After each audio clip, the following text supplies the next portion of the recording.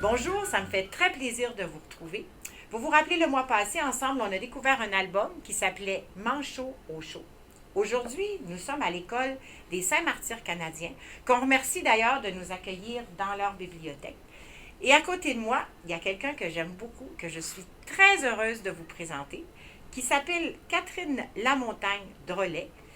Mais Catherine, pour ceux qui la connaissent comme BDiste, elle s'appelle Caton. Alors, bonjour Caton. Allô? Tu vas déjà répondre à ma première question. En fait, c'est une question curieuse. Pourquoi tu as choisi de t'appeler Caton? C'est pas le nom que ta maman et ton papa t'ont donné. Non, ils m'ont appelée Catherine. Mais en fait, c'est vraiment un surnom que ma famille me donne depuis que je suis adolescente. On est parti une fois en voyage, toute la famille ensemble, puis on a décidé de se donner tous des surnoms qui finissent par on. Okay. Donc, ma sœur Marianne est devenue Marron, mon frère Samuel est devenu Samon, puis moi, je suis devenue Caton. Caton. Ouais. Ton Puis, père? c'était Papon et Maman. Bon, mais Mon ça... papa et maman. c'est bon. Puis après ça, mon frère, ma soeur m'appelaient comme ça, mes parents aussi, puis mes amis ont fini par entendre ça aussi. Puis c'est resté. Fait que c'est presque comme si je l'avais pas choisi, c'est juste... Ça s'est imposé à c'est toi. ça, c'était mon En fait, surnom. c'est ton nom de plume. Oui, c'est ça. Hein? C'est le nom que tu as choisi. En fait, on peut dire aussi que c'est comme un petit nom d'amour, en fait. Ben oui, Hein? c'est affectueux. C'est le nom affectueux, puis tu as choisi de le garder comme nom d'artiste, comme nom de plume. Oui, c'est ça. Puis aujourd'hui, Caton, ben, tu es là avec nous pour nous parler d'un livre qui a été publié chez Comme des géants et qui s'appelle Mimose et Sam à la recherche des lunettes roses. Ce qu'il faut que tu nous dises, c'est que c'est pas le premier livre. Non, c'est de ça. Mimose et Sam. C'est le deuxième tome. Fait qu'il y avait... C'est la deuxième aventure, finalement. C'est la deuxième enquête de ces personnages-là. Mais c'est ça. C'est des petites histoires séparées. On peut les lire dans n'importe quel ordre. Ouais. Et puis, j'aimerais ça que tu nous parles aussi, qu'est-ce qui t'a amené à faire de la bande dessinée? Tu sais, tu aurais pu faire d'autres types de dessins, être une illustratrice d'albums ou de toute autre chose, mais comment ça t'est arrivé, ce goût-là de travailler avec la bande dessinée? Ben, je trouve que c'est le fun de la bande dessinée parce que c'est plus pratique pour raconter des histoires. Mhm. S'il arrive des choses qu'on trouve drôles pendant la journée, on peut comme raconter cette histoire-là en dessin. Je pense qu'au début, c'est surtout que j'aimais dessiner, mais aussi je voulais comme raconter des histoires à mes amis pour les faire rire. Fait que de plus en plus, je faisais plutôt de la bande dessinée. OK. C'est ça. Puis après ça, si on a des idées d'histoire aussi, c'est ça, d'enquête ou d'aventure, on peut aussi les mettre en bande dessinée. Puis là, je vois que tu as apporté aujourd'hui, à côté du premier album de Mimose et Sam, il y a des livres que tu as apportés. Je ne sais pas pourquoi, il y a sûrement une raison. Oui, c'est des petits livres, en fait.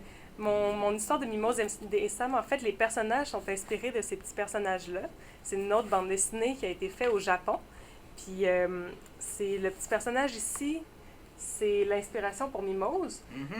C'est un petit garçon avec une grosse tuque puis un super gros pompon au bout de sa tuque. Puis c'est de lui que je me suis inspirée pour le gros chignon de Mimose.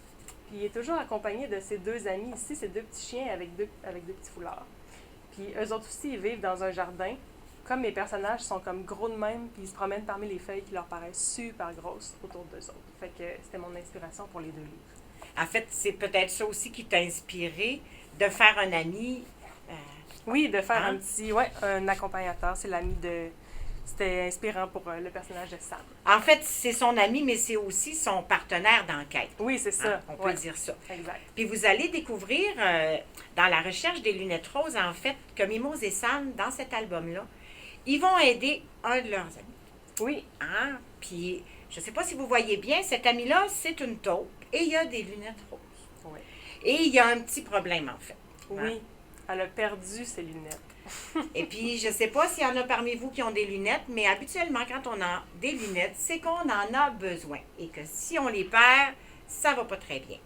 Et puis, on peut déjà vous dire, hein, parce que on ne dévoile pas la fin, mais Mimose et Sam, c'est des super bons enquêteurs. Oui. Hein? Oui, ils prennent ça à cœur. Ils prennent ça à cœur, sont méticuleux. Vous allez voir dans les illustrations que Caton a fait, il y a tout plein de petits détails qui vont vous aider, vous autres aussi, à résoudre l'enquête, puis aider aussi à trouver les fameuses lunettes, hein, qui sont si nécessaires. Ouais. En fait aussi, vous allez voir ce qui est plaisant dans la lecture d'une bande dessinée, c'est que c'est pas une même lecture comme qu'un album. C'est une lecture différente. Hein? Puis tu pourras le confirmer aussi. Ton histoire, on la retrouve beaucoup dans tes illustrations. Tu donnes beaucoup d'indices. Oui. Mais il y a une suite et il y a des pauses entre tous les dessins que tu as faits. Et ça nous amène aussi à créer un lien vraiment très fort avec Mimose et Sam parce qu'on les accompagne, parce qu'ils vivent dans un monde qui n'est pas le nôtre, hein, parce que moi, je ne suis pas haute comme ça. Mais paradoxalement, j'ai vraiment l'impression qu'ils vivent dans le même monde que moi. Oui, c'est ça. On reconnaît des éléments, il y a des choses qu'on sait qui existent, comme on reconnaît le paysage, mais c'est sûr que c'est pas pareil la vie quand on est petite même que quand on est grand comme nous. C'est ça, ça change beaucoup. Ouais. Caton, j'ai quelque chose à te demander. Moi, je serais très curieuse de voir comment tu travailles. Comment tu l'écris, ces personnages-là? Est-ce que tu accepterais de nous montrer? Ben oui, avec Hein? plaisir. Oh, chouette alors! Alors, Caton, j'aimerais ça que tu nous dises d'abord avec quoi tu dessines, quel outil tu utilises. En fait, c'est des outils vraiment ordinaires que tout le monde a à la maison. C'est un petit crayon de plomb comme ça que vous avez dans vos études même à l'école. Puis des petites effaces comme ça en bâton. C'est vraiment des choses que tout le monde a à la maison. Là. Puis un aiguisoir. Oui, puis un aiguisoir aussi, très important. Et là, qu'est-ce que tu es en train de nous dessiner? Ça, c'est les petits personnages qu'il y a dans mon livre de Mimose et Sam. Il y a la petite fille Mimose ici que je suis en train de dessiner avec son gros chignon.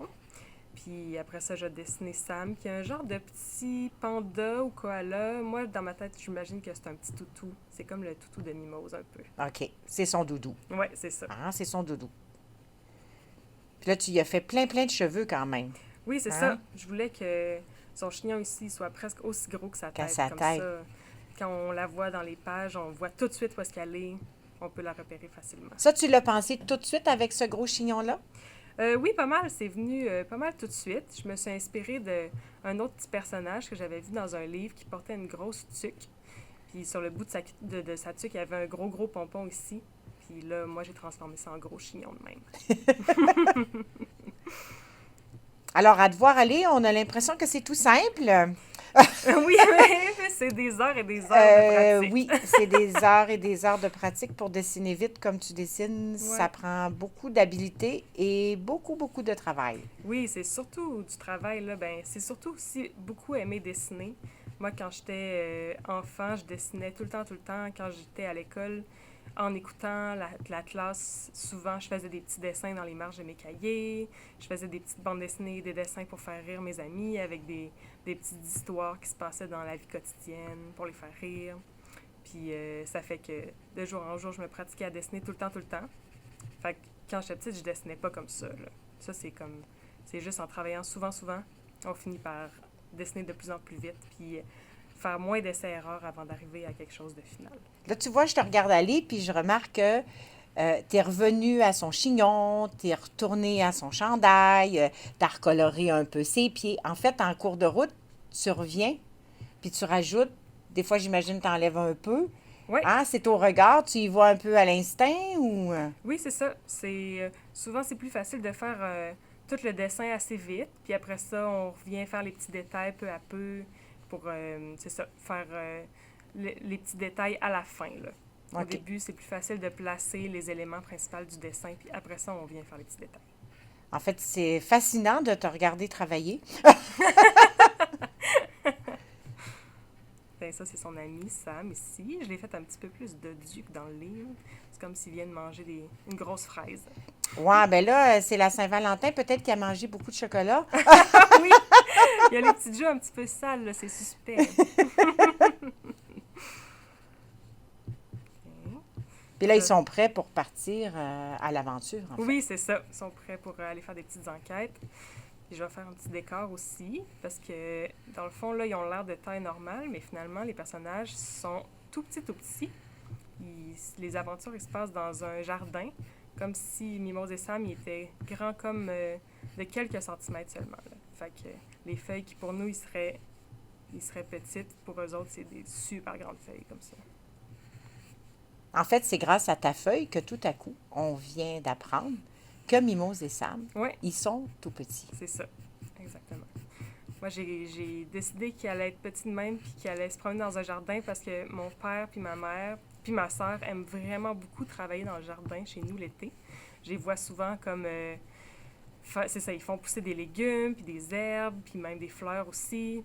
Puis Là, qu'est-ce que tu fais avec ton doigt là, pendant que tu nous parles? là, je suis en train d'estomper mon crayon de plomb. Dans le fond, vu que le crayon de plomb il est un petit peu mou, on peut facilement venir faire des petits tons de gris comme ça en étendant le crayon de plomb. OK.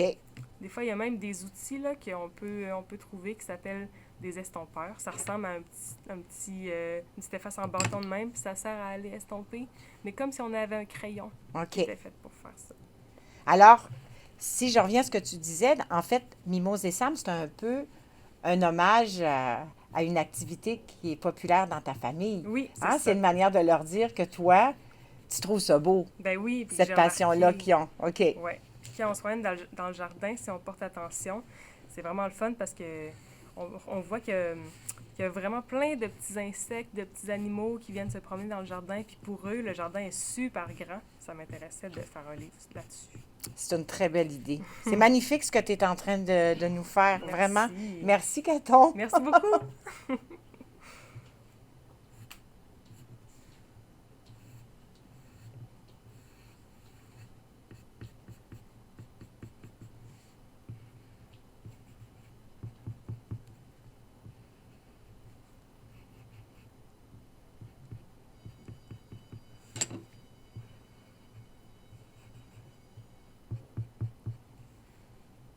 Maintenant, vous devez avoir vraiment hâte de voir le livre. Alors, on vous l'envoie dans votre classe.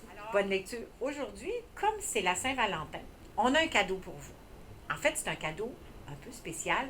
Vous allez avoir dans votre classe un livre numérique de Mimose et Sam à la recherche des lunettes roses.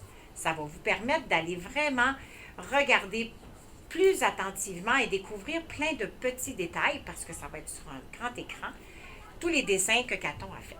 Puis vous le savez, c'est l'habitude maintenant, hein, ça fait quelques fois qu'on se voit. On vous propose toujours des défis pour aller un peu plus loin dans la lecture, pour découvrir des choses qui auraient pu vous échapper à l'intérieur de l'album, mais aussi aller dans le plaisir de la lecture et de s'amuser avec les livres. Aujourd'hui, pour le premier défi, le défi Presto, vous allez voir, c'est quelque chose de vraiment différent qu'on n'a jamais fait. En fait, on avait envie de jouer avec vous, de jouer comme si on était Mimose et Sam. On va demander à votre professeur d'enlever un objet, un accessoire. Et vous, vous allez avoir à trouver qu'est-ce qui manque. Ça, c'est votre défi Presto. Pour le défi Mollo, on fait appel à Caton. C'est elle qui nous a un peu donné l'idée de vous proposer ça. Oui. Qu'est-ce qu'on propose ce mois-ci? Pour le défi Mollo, vous pourriez penser au nom d'artiste que vous vouliez avoir, votre nom de plume. Comme moi, par exemple, j'ai choisi Caton au lieu de Catherine. Pauline pourrait choisir peut-être Paulinette, Pauline à Clémentine. Vous pourriez choisir un nom inspiré de votre prénom ou quelque chose, un nom d'animal que vous aimez, n'importe quoi. Ça peut être comme vous voulez. Et puis, pour le défi, le dernier, le Mucho, non seulement le défi est intéressant, mais il y a quelque chose, vous allez voir, de très tentant à le réaliser. On va vous demander, on vous a parlé de la petite taupe tantôt, c'est l'ami de Mimose et Sam, on va vous demander de dessiner un nouvel ami à Mimose et Sam.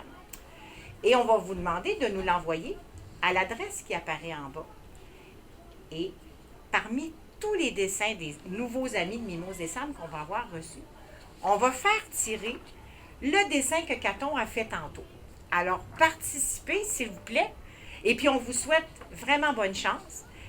Il me reste juste à te remercier vraiment beaucoup, Caton, d'être venu nous voir aujourd'hui. Merci encore. On va suivre les aventures de Mimose et Sam, c'est sûr. Ah, merci. Puis, quant à nous, on se revoit le mois prochain. D'ici là, bonne lecture tout le monde. Bye bye.